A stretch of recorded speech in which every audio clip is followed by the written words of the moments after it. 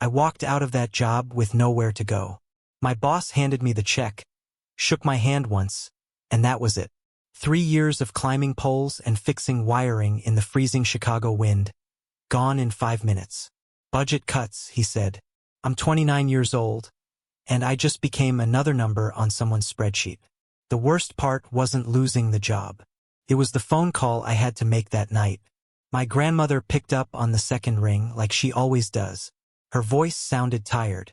She'd just gotten back from another doctor's appointment.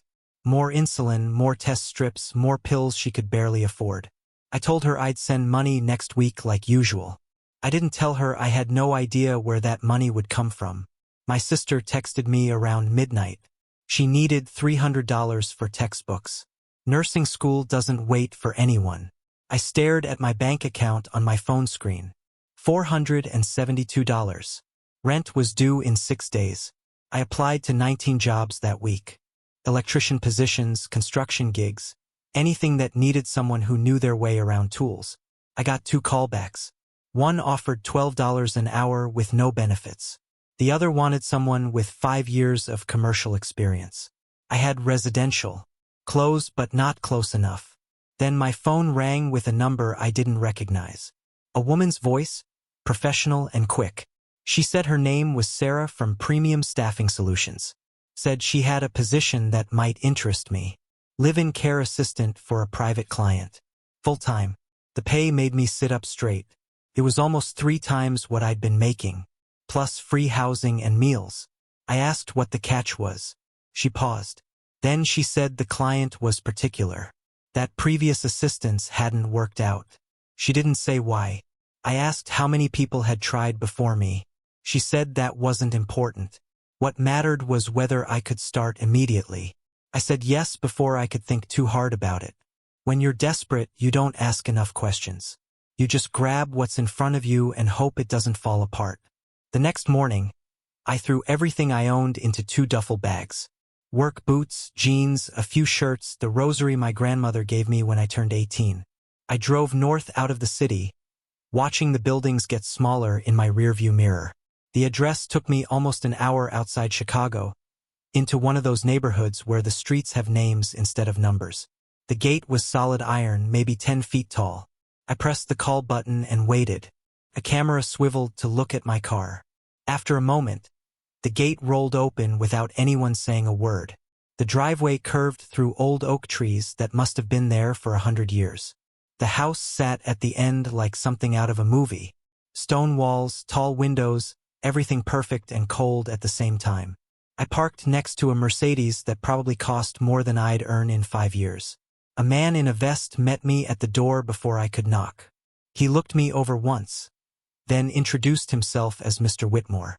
He handed me a tablet with a contract already loaded on the screen. I scrolled through it. Standard stuff. Confidentiality agreement. Work schedule. Daily tasks. I signed it with my finger.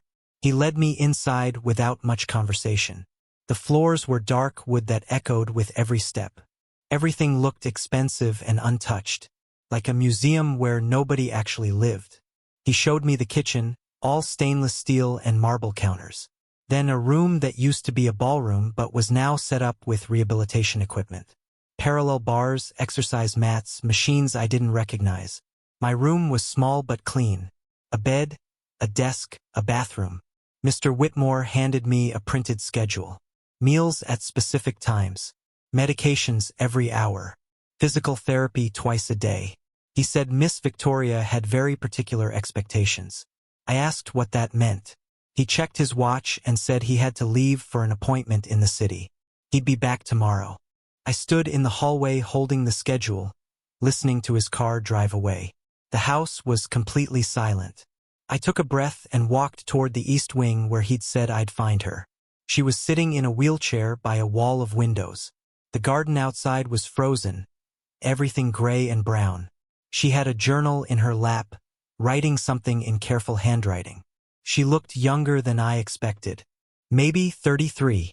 Her hair was pulled back tight, and when she looked up at me, her eyes were sharp, like she was deciding something about me in that first second.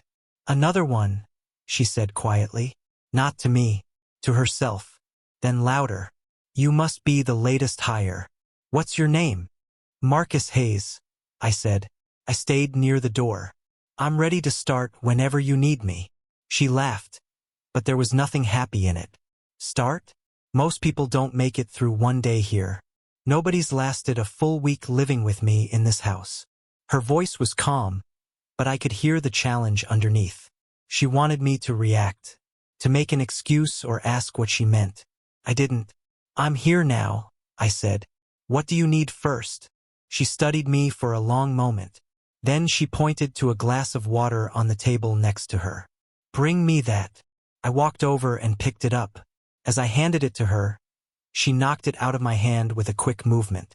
Water splashed across the antique rug and my shoes. She watched my face, waiting. Clean it up, she said. I went to the kitchen, found towels, came back and soaked up the water. I didn't say anything. She wheeled closer and watched me work. When I finished, I stood up and asked what else she needed.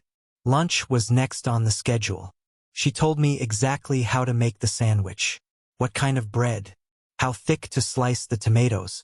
When I brought it to her, she took one bite and said the lettuce was wilted. I made another one. She said the plate was too cold. I warmed it. She said I'd positioned her wheelchair wrong. I adjusted it. The afternoon was physical therapy. I'd read through the notes Mr. Whitmore left. Upper body exercises to build strength. I helped her transfer from the wheelchair to the padded bench. She snapped at me the whole time, told me I was doing it wrong, that I didn't understand what I was here for. I adjusted my grip without arguing. By evening, I could see the pattern. This wasn't about the water or the sandwich or the wheelchair. She was testing me, pushing to see when I'd break. She knocked over her medication organizer during dinner. Pills scattered across the hardwood floor, rolling in different directions. She watched me from her chair. You're taking too long, she said. You're just like all the others. You'll leave soon enough. Everyone does. They can't handle this. They can't handle me. I picked up the last pill and stood up. She was waiting for me to snap, to make an excuse, to walk out the door like apparently everyone else had. If you want me gone, dismiss me, I said. I kept my voice calm. Otherwise, I'm not leaving, and I'll keep doing my job. Something changed in her face, just for a second. Surprise, maybe, like nobody had said that to her before. She turned her wheelchair toward the windows. Outside, the light was fading. We'll see, she said quietly. But she didn't dismiss me. I went to my room that night and sat on the edge of the bed. My phone showed 3 missed calls from my sister and a text from my grandmother asking if I was okay. I texted them both back, told them I was fine, that I'd found work, that I'd send money soon. I didn't tell them about the water on the floor or the pills I'd picked up or the woman who seemed determined to make me quit. I didn't tell them I had no idea if I'd actually last a week here. I just told them everything was fine, because that's what they needed to hear. And because maybe if I said it enough times it would become true. The next morning started at 6:30. My phone alarm went off, and I was in the kitchen by 7, reading through the instructions Mr. Whitmore had left. Coffee had to be exactly 185 degrees. Not hotter, not cooler. I measured it with the thermometer 3 times before I brought it to her room. She was already awake, sitting up in bed with her tablet. She took the cup without looking at me, sipped it once, set it down. Too weak, she said. Make it again. I took the cup back to the kitchen and started over. Used more grounds this time. Checked the temperature twice. Brought it back. She tasted it and nodded once. Didn't say thank you, just nodded. The days started blurring together, but not in a comfortable way. Every morning was the same test. The coffee was wrong, or the breakfast wasn't warm enough, or I'd brought the wrong newspaper. She never ran out of things to criticize, and I never argued back. I just fixed it and moved on. Physical therapy was the hardest part. Not because of the work, but because of what she'd say during it. I'd help her onto the exercise bench, and she'd pull away from me. Tell me I was handling her wrong, that I didn't know what I was doing. You're wasting your time, she said one afternoon. Her arms were shaking as she tried to lift the resistance bands. This body isn't worth fixing. I adjusted the bands to make them easier. She glared at me. I don't need your pity, she said. I'm not giving you pity, I said. I'm doing my job. She dropped the bands and turned away. I picked them up and reset them without saying anything else. But I was starting to notice things she didn't think I saw, like the photograph in the drawer of her nightstand. I'd seen it while getting her medication one evening.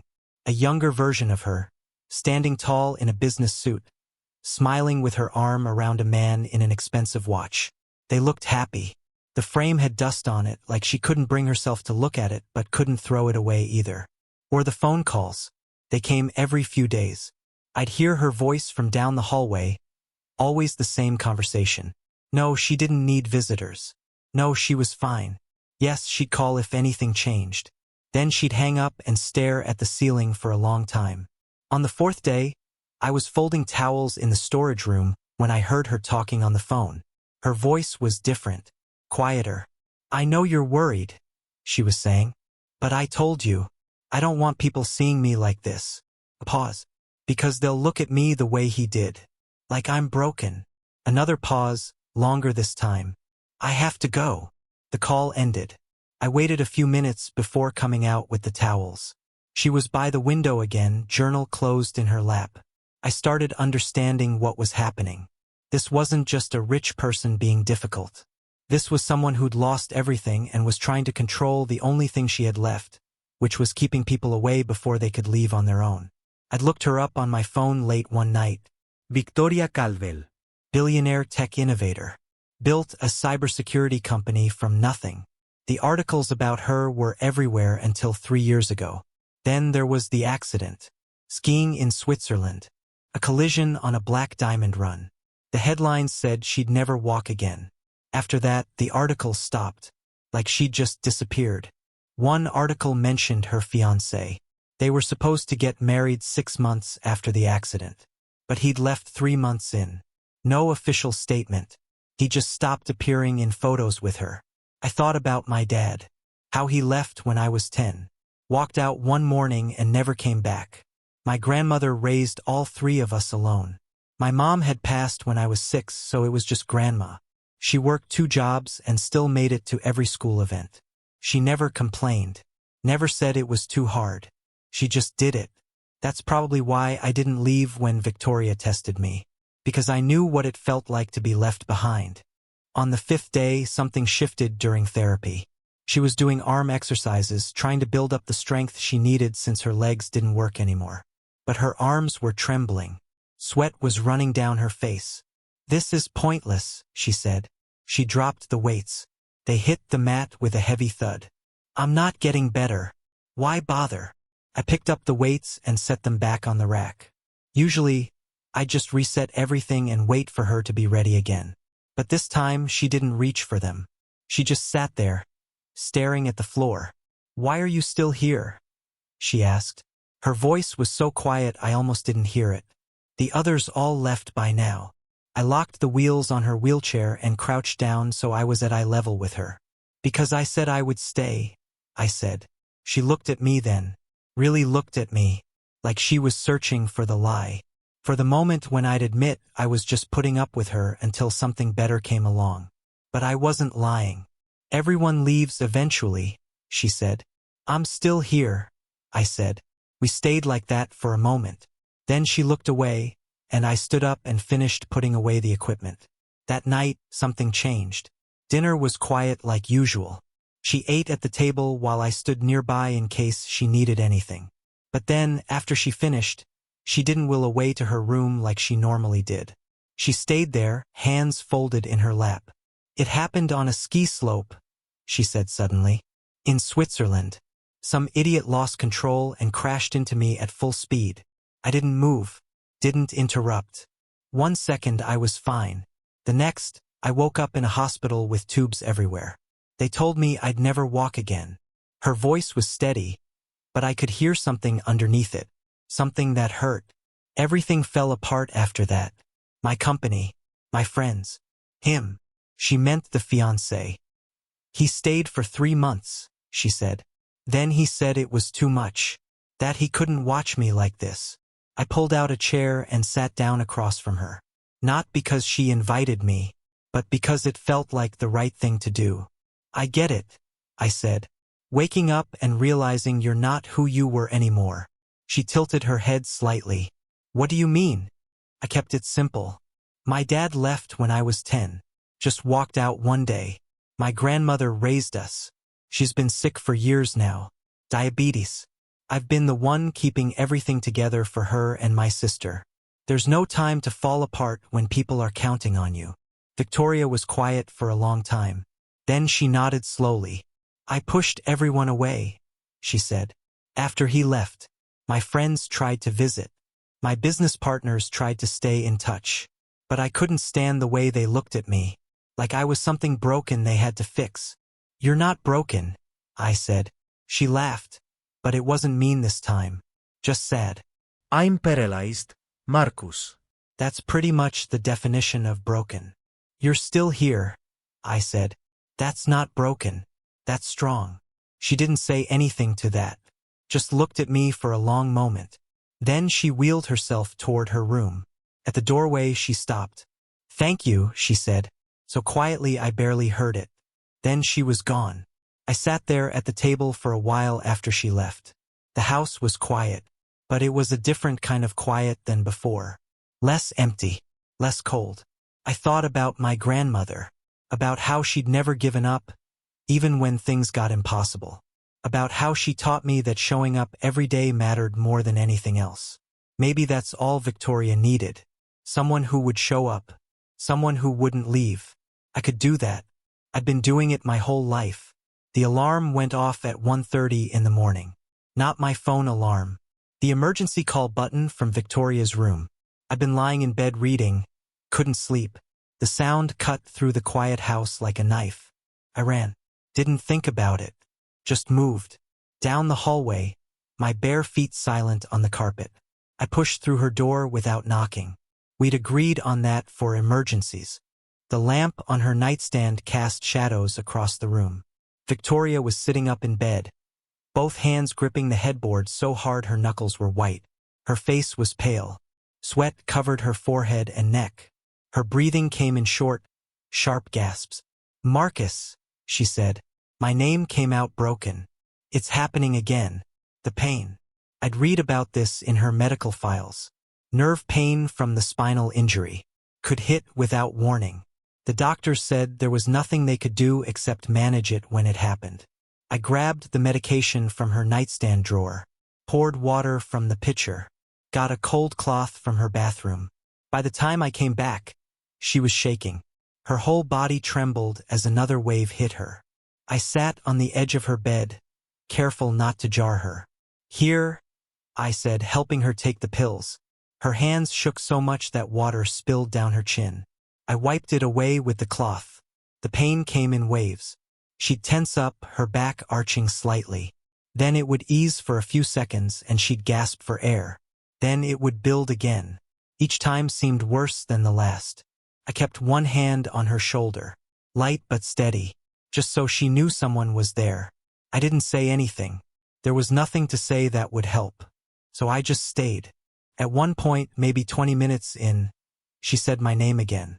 Not like an order, like she was holding on to it, like it was the only solid thing in the room. 50 minutes. That's how long it lasted. 50 minutes of watching her fight through something I couldn't see or understand. When it finally stopped, she collapsed back against the pillows. Her nightshirt was soaked through with sweat. Her eyes looked distant, exhausted. I fixed her blankets, made sure she was comfortable. Started to stand up to give her space. Her hand caught my wrist. Why don't you leave? She asked. Her voice was rough. Like all the others did? I sat back down. Because I've been left behind before, I said. And I promised myself I'd never do that to someone else. She looked at me for a long time. Then, slowly, her grip on my wrist loosened. Her breathing evened out. The tension in her shoulders faded. Thank you, she whispered. I stayed until she fell asleep. Then I went back to my room and sat on the edge of my bed, wide awake. My hands were shaking now, not from fear, from something else. The weight of realizing this wasn't just a job anymore. Things shifted after that night. Not dramatically, but in small ways that added up. Victoria stopped fighting me during therapy. She'd still get frustrated, still push herself too hard.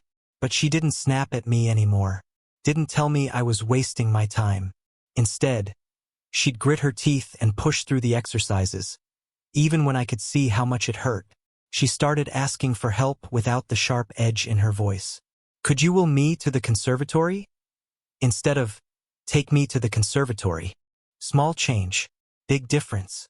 One afternoon, maybe a week after the pain episode, she started talking during our break between exercises. Just started without me asking. The accident wasn't the worst part, she said. She was looking out the window at the frozen garden. It was waking up alone, realizing nobody stayed. I didn't respond, just listened. The doctors came and went. The nurses were kind but busy. And she paused. My fiancé, he visited every day for the first month. Then every few days. Then once a week. Then he stopped coming. Her hands were folded in her lap. She wasn't looking at me. He sent his assistant to pick up his things from my hospital room. Couldn't even do it himself. I'm sorry, I said. Don't be. She finally looked at me. I learned something important. People say they'll stay. But when things get hard, they find reasons to leave. Not everyone, I said. She studied my face. No, she said quietly. I guess not everyone. The days turned into the second week. Then the third. Victoria started moving around the house more on her own. She'd will herself to different rooms, not waiting for me to take her. I'd find her in the library some mornings, or out on the enclosed terrace when the weather wasn't too cold. She was taking control back, small pieces at a time. One evening, she asked about my family. We were having tea after dinner. She'd started doing that, asking me to sit with her instead of standing nearby. Tell me about your sister, she said. So I did. Told her about Sarah, how she was studying to be a pediatric nurse. How she'd wanted to work with kids since she was little. How she was working 2 part-time jobs on top of school and still couldn't make ends meet. You send her money, Victoria said. Not a question. When I can, I said. And your grandmother? Every week. For her medications. Victoria was quiet for a moment. That's why you took this job. Why you stayed even when I was awful to you those first days. Partly, I said. But not anymore. She looked up. What do you mean? At first, yeah, I needed the money. But now. I stopped, not sure how to say it. Now I'm here because I want to be. Her expression softened. Something I hadn't seen before. I'm glad you stayed, she said. 2 days later, something unexpected happened. I was in the kitchen making breakfast when I heard wheels on the hardwood floor. Not the usual sound. Faster. More determined. I walked to the doorway and stopped. Victoria was in the therapy room. Alone. She'd positioned herself between the parallel bars we'd set up. The ones we'd barely used because standing was so hard for her. Her hands gripped the bars. She was pulling herself up using just her arm strength. Her legs hung limp, supported by the braces we'd fitted weeks ago. But she was rising. In. I started to move forward to help. Then I stopped. She hadn't called for me. This was something she needed to do alone. She got about halfway up. Her arms were shaking, sweat already forming on her forehead. But she kept going, pulling, straining, fighting. Then she was upright, not fully straight, leaning heavily on the bars, but standing. Her feet were on the ground. Her body was vertical. She held it for maybe 5 seconds. Then slowly, with complete control, she lowered herself back down into the wheelchair. When she looked up, there were tears on her face. But she was smiling. I did it, she said. Her voice was shaking. Just for a moment. But I did it. I walked over then. Didn't say anything. Just stood there while she cried. Not sad tears. Something else. Relief, maybe. Or hope. I thought I'd never stand again, she said. The doctors said I wouldn't. That it was impossible. You just proved them wrong, I said. She wiped her eyes, looked up at me. Will you help me do it again tomorrow? Every day, I said. For as long as you want. That became our new routine. Every morning before the regular therapy, she'd grip those bars and pull herself up. At first, it was 5 seconds, then 10, then 20. Her arms got stronger. Her confidence grew. But it wasn't just physical. Something else was happening. The walls she'd built were coming down. Not all at once, but piece by piece. She told me about her company, how she'd built it from nothing, how she'd worked 18-hour days for years, how she'd loved every minute of it. I had to step down after the accident, she said one afternoon. Couldn't run a company from a hospital bed. Do you miss it? I asked. Every day, she said. But not the work itself. I miss feeling like I mattered, like I was building something important. I thought about that for a while. You could still build something, I said. She looked at me. Like what? I don't know, but you're one of the smartest people I've ever met. That didn't go away just because you can't walk. She didn't respond, but I could see her thinking about it, turning it over in her mind. That night, I was in my room when my phone rang. My sister. Marcus, she said. She sounded worried. It's Grandma. She's in the hospital. My stomach dropped. What happened? Her blood sugar crashed. They stabilized her. But Sarah's voice cracked. They're saying she needs better medication. The kind insurance doesn't cover. I closed my eyes. How much? 2,000 a month. 2,000. I did the math in my head. Even with this job, I couldn't cover that and everything else. I'll figure it out, I said. Marcus, you can't. I said I'll figure it out. I tried to keep my voice steady. How is she now? Stable. Scared. I'll call her tomorrow. Tell her not to worry. After I hung up, I sat on my bed staring at the wall. 2,000 a month. How was I supposed to make that work? There was a soft knock on my door. I opened it. Victoria was there in her wheelchair. I heard your phone ring, she said. Is everything okay? I almost said yes. Almost told her it was fine. But something stopped me. My grandmother's in the hospital, I said.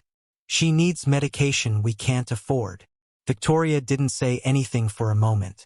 Then she wheeled back slightly. Come to my office tomorrow morning. Before therapy. Why? Just come, she said. Then she turned and wheeled away. I stood in the doorway watching her go, not sure what to think. But for the first time in hours, the weight in my chest felt a little bit lighter. Victoria's office was on the 2nd floor. I'd never been inside before.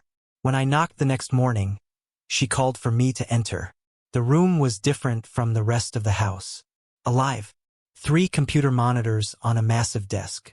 Whiteboards covered in notes and diagrams. Stacks of papers. This was where she used to work, I realized. Where she'd built her company. She was already at her desk, typing something. She finished and turned to face me. I made some calls last night, she said. To my old contacts in the medical supply industry. Your grandmother's medication. I can get it at cost. 200 a month instead of 2,000. Ist here. What? Consider it done. I'll have it shipped to her pharmacy today. I can't let you do that, I said. That's too much. Marcus. She looked at me steadily. You've been here for almost 4 months. You've never asked me for anything. Not once. Let me do this. But, please. The word stopped me. She'd never said please before. Not like that. Thank you, I said. My voice came out rough. She nodded once. Then she gestured to a chair. Sit. I want to show you something. I said. She turned one of the monitors toward me. On the screen was a business plan. Pages and pages of detailed notes. I've been working on this for the past week, she said. Since you told me I could still build something that mattered. I read the title at the top of the first page. The Caldwell Foundation. Accessibility and Innovation. It's a non-profit, she explained. Funding for people with disabilities. Grants for adaptive equipment. Research into new technologies. Training programs to help people get back to work. She scrolled through the pages. I could see years of planning in those documents. Budgets, partnership proposals, program outlines. I have the money, she said. More than enough to fund this for decades. What I need is someone to help me run it. Someone I trust. She looked at me then. I need a partner, Marcus. Not an employee. A real partner. I didn't know what to say. This wasn't just about me working for her anymore. This was her asking me to build something together. I don't know anything about running a foundation, I said. You don't need to. I'll handle the business side. But I need someone who understands what it's like to struggle. Someone who won't give up when things get hard. She paused. Someone who stays. I looked at the screen, at all those plans, at the chance to actually help people instead of just scraping by. Okay, I said. I'm in. She smiled then, a real smile that reached her eyes. Good. We spent the rest of the morning going through the plans. She explained her vision, how the foundation would work, what we'd need to get started. Her voice was animated, excited.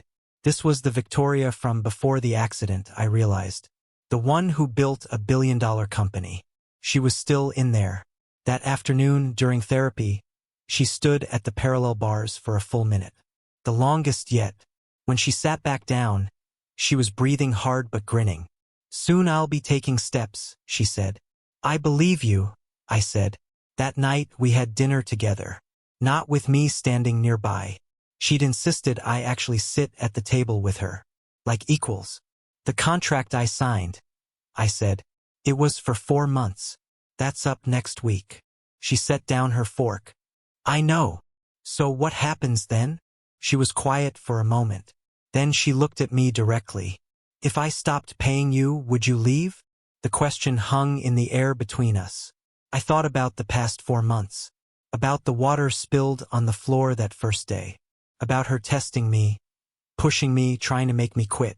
About the night she was in pain and said my name like an anchor. About her standing at those bars, proving everyone wrong. About this morning when she asked me to be her partner. At first, I took this job for the money, I said. I needed it. My family needed it. That was the only reason I came here. She nodded slowly, waiting. But somewhere along the way that changed. I continued. I'm not here for the paycheck anymore. I'm here because... I stopped, tried to find the right words. Because I want to be part of your life. However that looks. She reached across the table, took my hand. Her fingers were warm. I don't love you because you helped me, she said quietly. I love you because you stayed when everyone else left. Because you see me, not the wheelchair. Not the broken parts. Just me. My chest felt tight. I love you too, I said. We sat there holding hands across the table. Neither of us said anything else. We didn't need to. The next week was a blur. We held the first official meeting for the Caldwell Foundation in the conference room Mr. Whitmore had helped us set up. 20 people came. Therapists, disability advocates, technology experts, potential donors. Victoria led the whole thing. I'd never seen her like this. Confident. Commanding. She outlined the foundation's goals. Talked about the programs we'd create. The people we'd help. Everyone in that room was leaning forward, listening to every word. I handled the technical side. Set up the presentations. Took notes. Made sure everything ran smoothly. When people had questions, Victoria answered them. When they wanted to know how to get involved, I gave them the information. After everyone left, Victoria wheeled over to where I was cleaning up. We did it, she said. You did it, I said. I just helped. No. She shook her head. We did it together. That's how this works now. Partners. I smiled. Partners. She reached for my hand again. I took it. My phone buzzed. A text from my sister. Grandma's doing great. New meds are working. She wants to know when she can meet your boss. I showed Victoria the text. She read it and looked up at me. I'm not his boss, she said. Tell her I'm his partner. I typed out a response. Then another text came through. This one from my grandmother. Tell her thank you. And tell her I can't wait to meet the woman who made you smile again."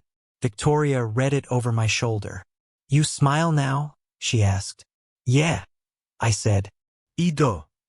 That night, I found her on the terrace. She'd wheeled herself out there despite the cold. I grabbed a blanket and brought it to her. "Thanks," she said, wrapping it around her shoulders. I sat in the chair next to her. The sky was clear, stars everywhere. "Can I ask you something?" she said. "Anything. That first day, when I was terrible to you, when I spilled the water and criticized everything and basically tried to make you quit. Why didn't you leave?" I thought about it. "Because I knew what you were doing." "What do you mean?" "You were testing me, trying to see if I'd leave before you could get attached. Because if I left on day one, it wouldn't hurt as much as if I left later." She was quiet. "You're right," she said finally. "That's exactly what I was doing." "I know," I said, "because I used to do the same thing. After my dad left, I'd push people away before they could leave me. It took me years to stop." She looked at me. "What changed?" "My grandmother. She told me that pushing people away doesn't protect you from getting hurt. It just guarantees you'll be alone." Victoria nodded slowly. "She sounds wise." "She is." We sat in silence for a while. Then she spoke again. "I'm glad you stayed, Marcus." "Me too." She reached for my hand. I took it and held on. A month later, the foundation officially launched. We had our first grant recipients. A single mom who needed a wheelchair ramp for her house. A veteran who needed adaptive equipment for his car. A teenager who needed a specialized computer to finish school. Victoria met with each of them personally, listened to their stories, made sure they had everything they needed. One afternoon, after everyone had left, she was tired. I could see it in her face. I started to wheel her back to her room, but she stopped me. "Wait," she said. She positioned herself at the parallel bars, gripped them tight, and pulled herself up. Then she took a step. Just one. Her leg dragged slightly, but it moved. She took another step, then another. 5 steps total before she had to sit back down. But 5 steps was 5 more than the doctors said she'd ever take. She looked at me with tears streaming down her face. Happy tears this time. "I walked," she said. "You walked," I agreed. She held out her hand. I took it, and I realized something important. This wasn't about me saving her, or her saving me. It was about 2 people who'd been left behind finding each other. About choosing to stay when staying was hard. About building something together that neither of us could have built alone. We were both healing, both growing, both becoming who we were meant to be, and we were doing it together. That was the real miracle. Not the money or the foundation or even the steps she'd taken. It was finding someone who wouldn't leave. Someone who saw past the broken parts to the person underneath. Someone who stayed. And in staying, we both learned something crucial. The strongest thing you can build isn't a company or a foundation or a fortune. It's trust. The kind that comes from showing up every single day, even when it's hard. Especially when it's hard. That's what love really is. Not the fireworks or the grand gestures. It's the quiet choice to stay, to be present, to see someone completely and choose them anyway. We'd both been abandoned before, but we'd found each other, and neither of us was going anywhere.